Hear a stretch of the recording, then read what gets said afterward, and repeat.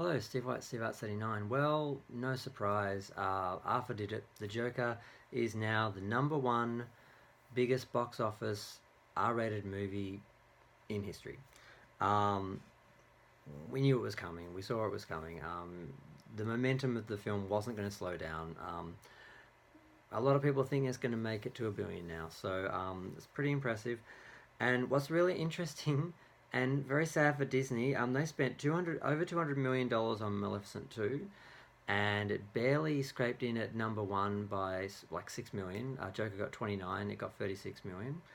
But the last 3 days, Wednesday, Thursday, Friday, actually, okay, Maleficent was number one Friday, Saturday, Sunday. Joker was number one on Monday, and Maleficent was number one again on Tuesday.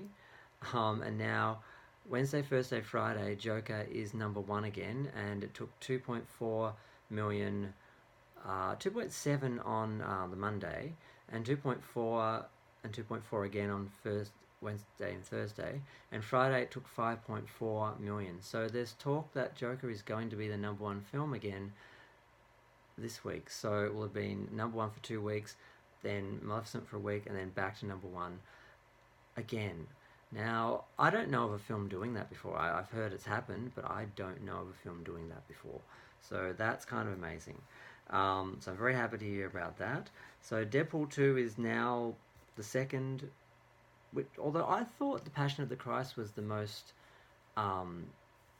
biggest box office for an R-rated film. I need to check that out. Apparently it was Deadpool 2, and now Deadpool 2 is second.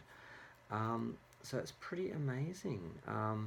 The other couple of things that's happened, this is funny. The steps that the Joker dances on in the Bronx, which are famous for other things, are now the Joker steps, and everyone's going to rushing out there to take Instagram pictures, and it's just getting a lot of attention down there. A lot of people are not happy about it. They don't like the attention. They don't like the idea that now these steps are a tourist attraction. And I'm like, get over it. Whoever owns the rights to the steps gave the film permission to make it, and you make a film somewhere, it can become a landmark. It can become a tourist destination. And I'm going to go there. Other people are going to go there. It's not a bad thing. I'm sure when we go there, we'll buy stuff in your area. We'll go to your local businesses while we're there.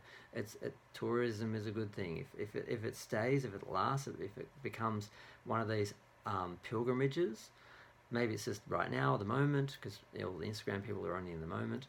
But it could be more than that. It could be a good thing, so they need to just relax. Now, actually, those were the three things, yeah.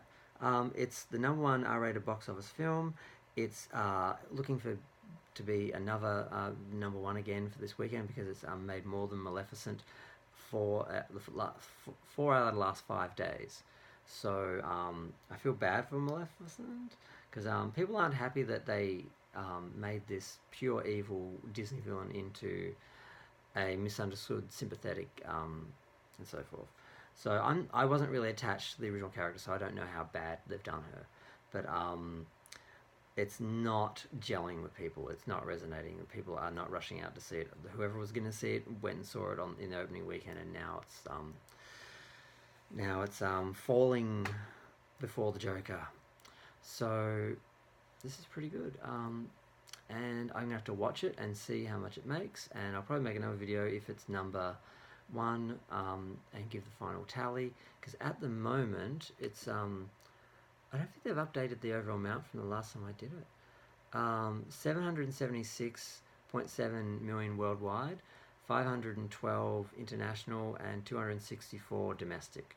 So that's where we're at, and that's not including Saturday, Sunday. It's Sunday in Australia. I don't think it's Sunday in America yet. So when the final numbers come in, I'll have to do a little video about that. And also, I want to take a look at the films that it's incredibly profitable, because it's only a 55-60 million film budget, and some people are suggesting that they gave Todd Phillips that smaller budget hoping to deter him because they didn't want him to make it, but he did it anyway and did a good job. And there's a lot of talk that we're going to see more films like this that are more character driven, not all about special effects, because Hollywood spends billions of dollars on these big tentpole films, and they don't always make, even if they make a lot of money, they don't make a lot of profit, because this film, Joker, is possibly going to make more profit for Warner Brothers than Endgame made for Marvel and Disney, because this expense was just so much, and they only make the difference between what they spend and what they get. So film may make 2.5 billion or something, but if you spent 2 billion or so on it, you're only going to get the 0.5 in the bank, because they only get a percentage. So they only get a percentage, and other people get cuts. So it may make 2.5 billion, but they may only see 1 billion of that. And if they spent 500 million on it, they only get 5 million. So 500 million. So if the Joker costs 50, 60 million and profits are 560 million, then they get 500, and they get as much back as Marvel for Endgame. Or I think it's caught up with Infinity War, but it hasn't caught up with Endgame yet. So I'm gonna leave it there. It's a way longer video than I thought, just for those 3 little things. I was gonna wait until Monday and just do one video on all of them, but I thought, there's enough there. I really almost did one on the Instagram people, because I thought it's so funny that people are upset that now these steps, people are coming to visit the steps. Jeez, people will complain about anything. But if you want to complain about something, feel free to leave a comment, and feel free to like or subscribe. And yeah, I like comments. Comments are good. Thanks, bye.